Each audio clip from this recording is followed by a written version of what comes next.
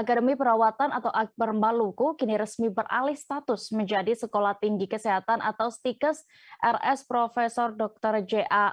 Latu Meten.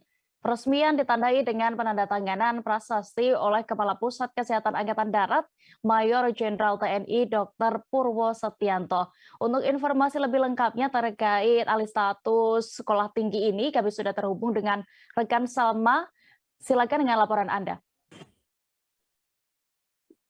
Iya, Dea dan Tribuners, Akbar Latu Meten akhirnya resmi alih status menjadi STIKES Latu Meten.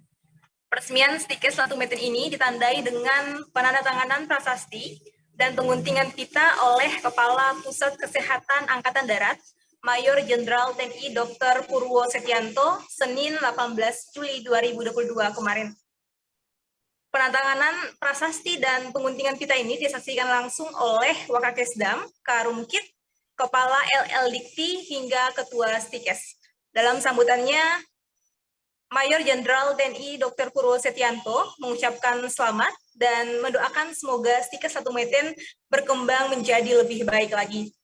Untuk diketahui Tribuners, perubahan status menjadi STIKES Latu Meten ini prosesnya lumayan lama, yakni sekitar 13 tahun, sehingga dipastikan dengan pengalihan status kelembagaan ini, STIKES Latu Meten akan memberikan pelayanan pendidikan yang terbaik di Maluku.